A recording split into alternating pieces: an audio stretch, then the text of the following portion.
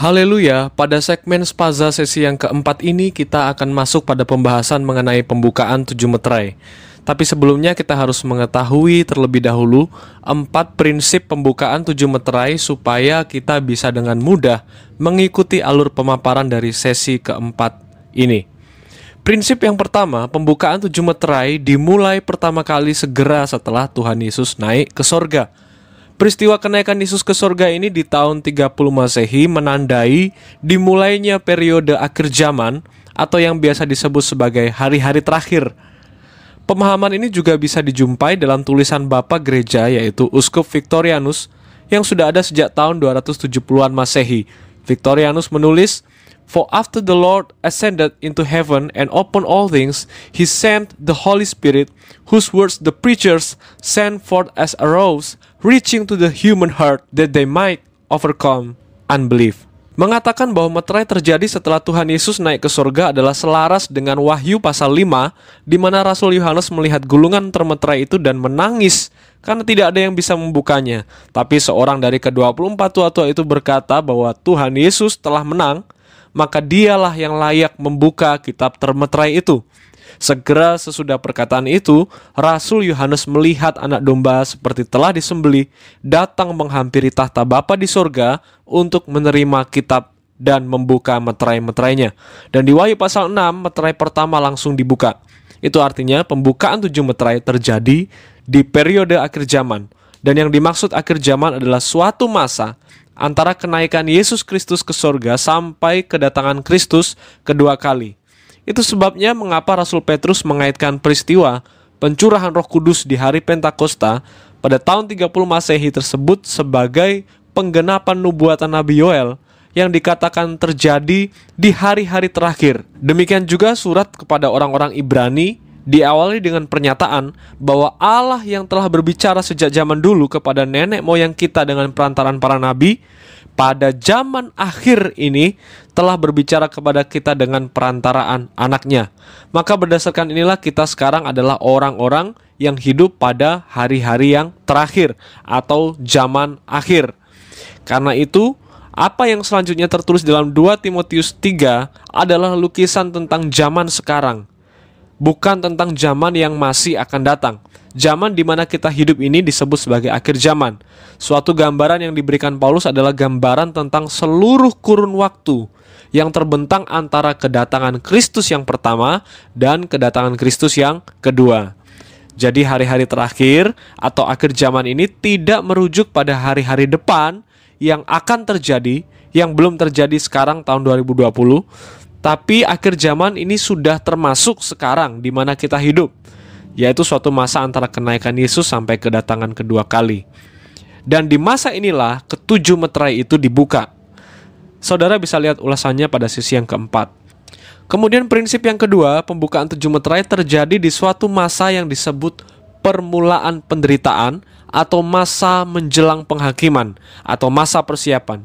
Ini penting untuk kita pahami oleh karena banyak di antara para penafsir kitab Wahyu mengatakan bahwa pembukaan 7 meterai ini jadi satu dengan peniupan 7 sangkakala dan pencurahan 7 cawan murka. Jika seperti itu penalarannya, maka pembukaan 7 meterai itu terjadi di hari penghakiman, di mana penghakiman Tuhan itu dibagi dalam 3 babak. Babak pertama 7 meterai, babak kedua 7 sangkakala, dan babak ketiga 7 cawan. Apakah pembukaan 7 meterai ini sudah bisa kita katakan sebagai hari penghakiman Allah? Mari kita cek 3 ayat ini dan kita uji pemahaman tersebut. Kalau pembukaan 7 meterai disebut sebagai penghakiman Allah, terjadi di hari penghakiman nanti, belum sekarang, maka pembukaan 7 meterai disebut sebagai penghakiman Allah babak yang pertama. Sekarang kita buka Wahyu pasal 6 ayat 10.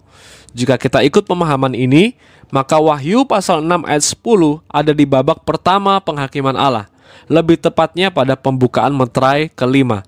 Namun apa yang tertulis dalam ayat ini, bahwa ternyata orang-orang kudus yang mati dianiaya atau dibunuh karena iman mereka, datang ke mezbah Tuhan dan mengeluh kepada Tuhan karena Tuhan belum segera menghakimi mereka yang telah menganiaya mereka. Ingat, pada meterai kelima, orang-orang kudus yang tewas teraniaya dan dibunuh karena iman mereka berkata pada Tuhan bahwa Tuhan belum menghakimi mereka yang menganiaya orang-orang kudus. Jika meterai kelima saja dikatakan Tuhan belum menghakimi, apalagi meterai pertama sampai keempat, tentu belum terjadi penghakiman Allah. Dan kita bisa simpulkan bahwa pembukaan 7 meterai itu tidak tepat kalau disebut sebagai bagian dari hari penghakiman Allah babak yang pertama. Tentu pembukaan 7 meterai belumlah bisa dikatakan sebagai hari penghakiman. Kemudian Wahyu pasal 14 ayat 7. Seorang malaikat terbang di atas bumi dan berseru bahwa hari penghakiman telah tiba. Ingat, Wahyu 14 ayat 7 baru dikatakan bahwa hari murka atau hari penghakiman Allah telah tiba.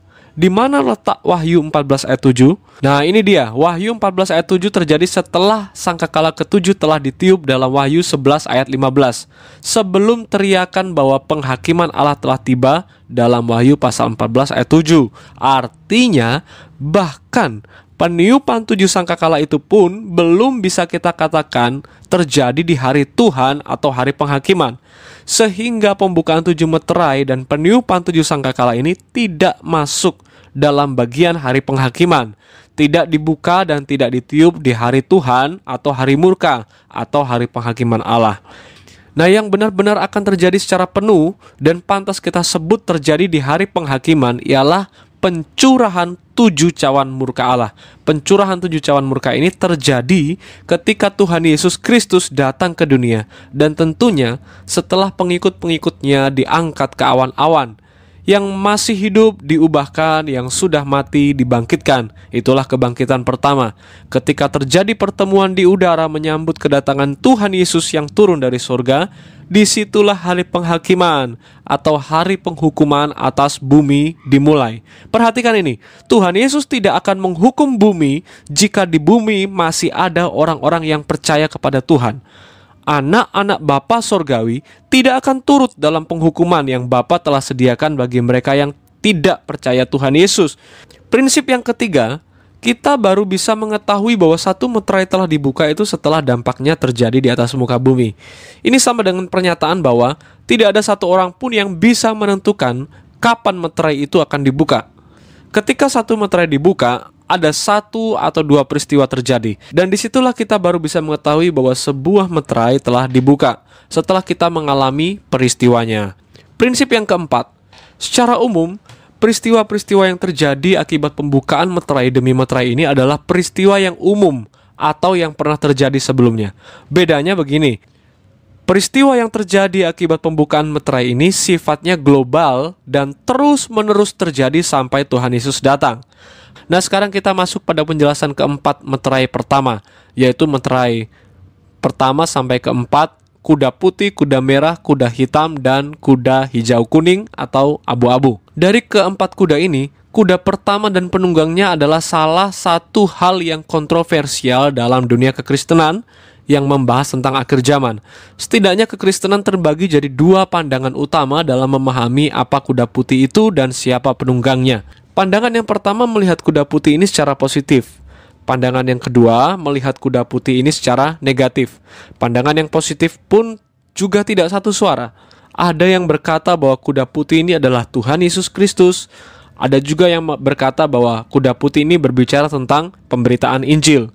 Begitu pula pandangan negatif tidak satu suara. Ada yang berkata bahwa kuda putih ini adalah sosok antikristus.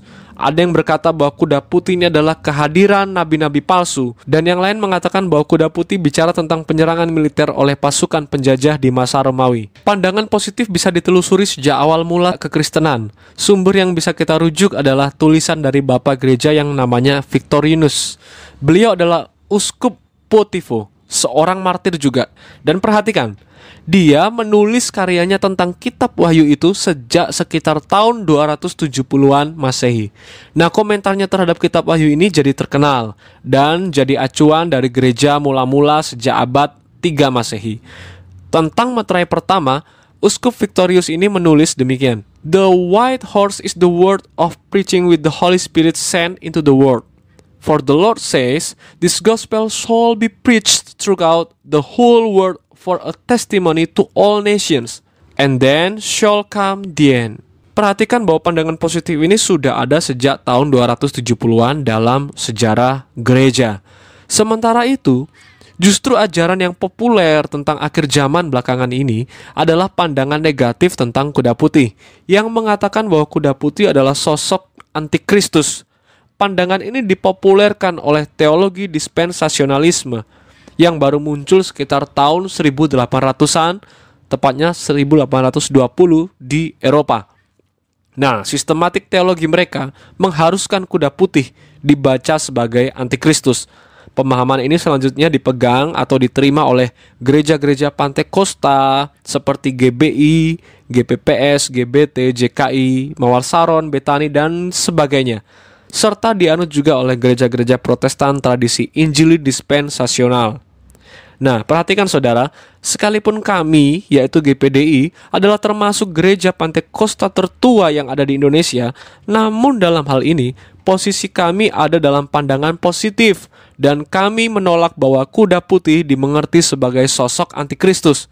Selain karena kami mengikuti pandangan yang sudah diterima oleh kekristenan sejak tahun 270-an Masehi tersebut, setidaknya ada 4 alasan mengapa seharusnya kita tidak mengartikan kuda putih sebagai antikristus. Yang pertama, ditinjau dari asalnya. Dalam Wahyu 6 ayat 1 menyebutkan bahwa makhluk pertama yang ada di surga berkata, "Mari."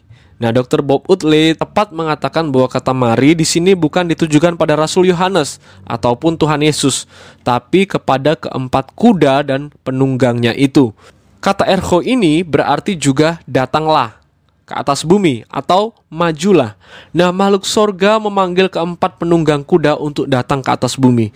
Artinya keempat kuda tersebut berasal dari sorga dan diperintah oleh makhluk sorga, datangnya dari sorga. Dan ini akan sangat sulit jika kita memahami bahwa kuda putih adalah antikristus yang datangnya dari sorga. Sebab Wahyu pasal 13 menjelaskan pada kita bahwa antikristus itu datang dari bawah, dari bumi, dari dalam lautan, dan sangat berlawanan dengan teks Wahyu pasal 6 ayat 1-2 yang menyebut bahwa kuda putih ini datang dari atas, dari dalam sorga.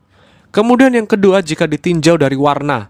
Nah, Alton Danks, seorang Calvinis, menuliskan dalam bukunya perihal kuda putih dalam Wahyu pasal 6 ini, putih adalah cahaya di mana tidak ada kegelapan. Dalam Alkitab, itu dikaitkan dengan kebenaran, kekudusan, dan kemurnian. Sulit untuk mencocokkan kemurnian warna simbolis putih ini dengan kemungkinan yang lain. Sementara itu, Dr. William C. Pender dari First Presbyterian Church mengatakan, jika kita menggunakan kitab Wahyu sebagai pedoman untuk sifat simbolisme penunggang kuda pertama ini, itu akan membangun argumen yang kuat bahwa kuda putih ini adalah Kristus.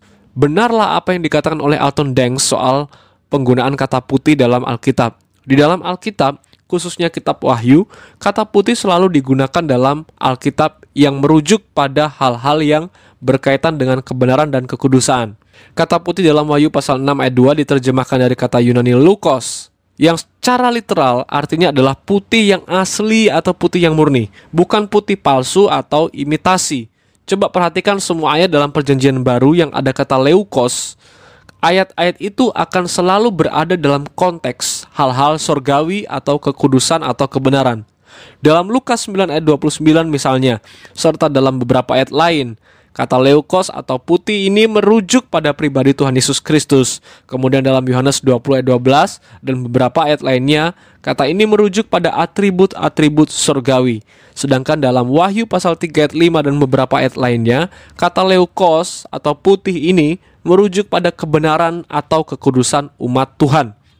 Orang-orang yang mengatakan kuda putih sebagai antikristus dengan argumen bahwa putihnya itu palsu atau imitasi atau tiruan putih dari Kristus tentu tidak akan punya argumen yang kuat jika ditinjau secara leksikal, teologis, bahkan kontekstual.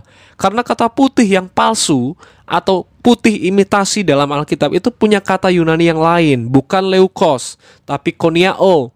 Dan dua ayat yang menggunakan kata putih koniao, putih palsu, putih imitasi ini adalah Matius 23 ayat 27 dan Kisah 23 ayat 3, di mana kedua ayat ini menggambarkan kemunafikan seseorang yang melabur dirinya putih padahal di dalamnya isinya tulang belulang atau hitam, jahat. Larry Adams menulis dalam bukunya Revelation seperti ini. Untuk mengartikan penunggang kuda putih ini sebagai antikristus, sebagai salah satu teori yang populer adalah melanggar seluruh Alkitab dalam menggunakan warna putih yang selalu merujuk pada kebenaran. Pemelintiran penggunaan kata putih leukos dalam Alkitab adalah contoh dari penafsiran sensasional yang populer yang secara sewenang-wenang mengubah arti firman Tuhan yang sesungguhnya demi kebutuhan mereka. Kemudian yang ketiga, jika ditinjau dari atributnya, mereka yang membaca kuda putih sebagai antikristus dan menolak membacanya secara positif beralasan bahwa kuda putih dalam Wahyu pasal 6 memakai mahkota yang beda dengan mahkota yang dipakai Tuhan Yesus ketika menunggang kuda putih dalam Wahyu pasal 19. Perlu diketahui bahwa yang inti dari kehadiran keempat penunggang kuda akhir zaman itu bukan siapa penunggangnya, tapi apa peristiwa yang menyertai kedatangan keempat penunggang kuda dari sorga tersebut. Nah, itu sebabnya bukan hanya menyebut kuda putih sebagai antikris saja yang kita sebut sebagai penafsiran yang bermasalah, tapi juga menyebut kuda putih dalam Wahyu pasal 6 ini sebagai Tuhan Yesus Kristus juga adalah permasalahan yang sama. Dalam narasi pembukaan 7 meterai, Tuhan Yesus yang disebut sebagai anak domba, itu perannya adalah membuka meterai. 4 makhluk sorga perannya untuk memanggil keempat penunggang kuda untuk datang ke atas bumi. Jadi, adalah kurang tepat kalau Tuhan Yesus yang buka meterai, maka Tuhan Yesus pula yang maju sebagai penunggang kuda putih. Lalu yang buka meterai-meterai selanjutnya siapa? Itu sebabnya kehadiran kuda dan penunggang adalah simbol dari datangnya suatu peristiwa yang terjadi di akhir zaman, yang kemudian akan jadi corak zaman tersebut.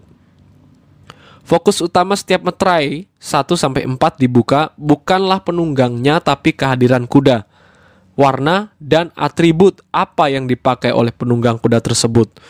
2 atribut yang dikenakan oleh penunggang kuda putih ini menunjukkan gimana cara kita memahaminya. Pertama adalah busur. Dalam Alkitab LAI terjemahan baru menulisnya panah. Sebenarnya panah di situ adalah busur, bukan anak panah. Seperti yang ditulis oleh Larry Adams dalam bukunya Revelation, yang dipegang oleh penunggang kuda putih dalam Wahyu pasal 6 hanyalah busur tanpa anak panah. Maka itu menandakan bahwa pemberitaan Injil ini tidak dikerjakan dengan kekerasan. Bagaimana dengan mahkota? Mereka yang mengartikan Wahyu pasal 6 sebagai antikristus beralasan bahwa mahkota yang dipakai adalah Stefanos, berbeda dengan mahkota yang dipakai Tuhan Yesus dalam Wahyu pasal 19 yang adalah diadema. Teks-teks yang menuliskan mahkota Stefanos dalam Alkitab mayoritas merujuk pada mahkota orang percaya, mahkota dari ke-24 tua-tua di sorga, dan mahkota yang dikenakan oleh Tuhan Yesus sendiri. Sedangkan mahkota diadema dalam kitab Wahyu hanya digunakan 1 kali dalam ayat yang merujuk pada Tuhan Yesus Kristus, tapi digunakan 2 kali dalam ayat yang merujuk pada musuh-musuh Tuhan. Artinya, mahkota diadema lebih sering dipakai untuk ayat-ayat yang menyebut mahkota dari musuh-musuh Tuhan daripada ayat yang menyebut mahkota dari Tuhan Yesus itu sendiri. Itu sebabnya Vincent dalam bukunya meragukan bahwa kita perlu membedakan mahkota Stefanos dan mahkota diadema berdasarkan artinya secara ketat. Karena faktanya, Stefanos yang digunakan Tuhan Yesus sebagai mahkota duri adalah karikatur dari mahkota diadema atau mahkota seorang raja. Alasan untuk menolak mengartikan kuda putih dalam Wahyu pasal 6 secara positif hanya karena mahkotanya adalah Stefanos dan berbeda dengan mahkota Tuhan Yesus dalam Wahyu pasal 19 tentu adalah alasan yang sangat lemah dan mengada-ada. Alasan keempat ditinjau dari penugasannya. Alasan lain dari mereka yang percaya bahwa kuda putih dalam Wahyu 6 ini adalah antikristus atau setidaknya harus dimengerti secara negatif, entah itu nabi palsu atau kuasa militer dari kerajaan yang kejam. Alasannya adalah bahwa kuda kedua, ketiga, dan keempat ini bicara tentang penghukuman. Nah, bagi mereka, bagaimana mungkin kuda putih ini dibedakan dari kuda kedua, ketiga, dan keempat yang sudah jelas artinya negatif? Nah, ini sangat menarik. Mengapa? Pertama, kalau kita mengerti antikristus sebagai penunggang kuda putih, maka adakah narasi dalam Alkitab yang mengatakan bahwa antikristus menang? Padahal dalam teks aslinya berbunyi Exilten Nikon Kein Ina Nikisi, yang artinya penunggang kuda putih ini akan menaklukkan secara permanen, bukan sementara. Tentu hal ini bertentangan dengan berita bahwa antikristus tidak akan pernah menaklukkan orang percaya, apalagi penaklukannya bersifat permanen. Kedua, Kata Nikao yang diterjemahkan pemenang merebut kemenangan ini secara mayoritas dalam perjanjian baru digunakan untuk berberita bahwa Tuhan atau orang percaya atau kebenaran mengalahkan yang jahat. Kata Nikao digunakan secara mayoritas untuk menjelaskan kemenangan umat Tuhan dari setan. Lalu bagaimana mungkin di Wahyu pasal 6 ayat 2 ini justru diartikan bahwa yang jahatlah yang menang, bahwa kebenaranlah yang berhasil dikalahkan oleh yang jahat? Pandangan positif terhadap kuda putih ini sudah dijumpai sejak tahun 120 Masehi oleh Irenaeus. Dan ini adalah pandangan yang kuno dalam dunia kekristenan, yang secara tegas tahun 270-an oleh Victorinus menyebut bahwa kehadiran penunggang kuda putih ini berbicara tentang proklamasi Injil. Pembukaan meterai pertama adalah pemberitaan Injil ke seluruh dunia oleh orang-orang percaya dengan kuasa Roh Kudus. Keberatan bahwa kuda pertama dimengerti secara positif, padahal kuda kedua, ketiga, dan keempat yang mendatangkan perang, kelaparan, dan wabah yang tentunya sangat negatif ini secara baik dijawab oleh William Harbury dan Brian McNeil dalam bukunya Suffering and Martyrdom in the New Testament. Di halaman 107-108 tertulis seperti ini. Penunggang kuda pertama yang mengendarai dengan kemenangan untuk menaklukkan adalah mewakili proklamasi Injil. Mungkin tampak gila untuk menempatkan penginjilan setara dengan perang, kelaparan, dan wabah penyakit. Tetapi, pertama, pewartaan Injil sebagai kesaksian terhadap bangsa-bangsa atau kesaksian melawan bangsa-bangsa disebutkan bersama dengan tulah-tulah ini oleh Tuhan Yesus sendiri dalam Markus pasal 13 ayat 7-10. Kedua, dalam Wahyu pasal 11 ayat 5-6, dua saksi yang memberitakan Injil di masa antikristus ini juga memproklamasikan Injil bersamaan dengan kemampuan mereka untuk menghukum dengan malapetaka. Kalau itu bisa terjadi, lalu mengapa harus menolak kuda putih dalam Wahyu pasal 6 sebagai proklamasi Injil yang mendahului malapetaka? Ketiga, Injil seperti yang dipahami Rasul Yohanes bukanlah pengumuman yang nyaman tentang kasih Tuhan, tapi Injil ini bicara tentang proklamasi kemenangan dan panggilan untuk berserah. Takutlah akan Tuhan, Tuhan yang benar yang menjadikan langit dan bumi. Proklamasi Injil ini memberitakan bahwa penghakiman Tuhan telah tiba. Proklamasi Injil ini memberitakan bahwa Babel akan hancur. Dan proklamasi Injil ini memberitakan hukuman bagi mereka yang menyembah binatang. Itu adalah selaras dengan proklamasi Injil yang dikumandangkan ketika meterai pertama dibuka. John C. Peter dan Michael Bachman juga menyebutkan bahwa tidak seharusnya kita melihat penunggang kuda sebagai entitas negatif. Gerard Irvin Williamson menulis, "The first rider represents the church going forth to conquer as empowered by Christ." Jadi, penunggang kuda pertama ini merepresentasikan gereja yang pergi ke seluruh penjuru dunia menjadi pemenang yang diberdayakan oleh Kristus. Dari keempat argumen ini, maka jelaslah kita harus memahami kuda putih secara positif. Dan lebih tepat lagi ialah dengan menyimpulkan bahwa pembukaan meterai pertama dan kehadiran kuda putih serta penunggang kudanya itu berbicara tentang proklamasi Injil, pemberitaan Injil ke seluruh dunia oleh orang-orang percaya dengan kuasa Roh Kudus. Untuk poin-poin selanjutnya, yaitu meterai kedua, 3, dan 4, akan disampaikan pada video selanjutnya dari sesi keempat bagian yang kedua. Terima kasih sudah menyaksikan pemaparan ini dan kiranya Tuhan Yesus mengaruniakan kita hikmat untuk memahami kebenaran firman-Nya. Amin.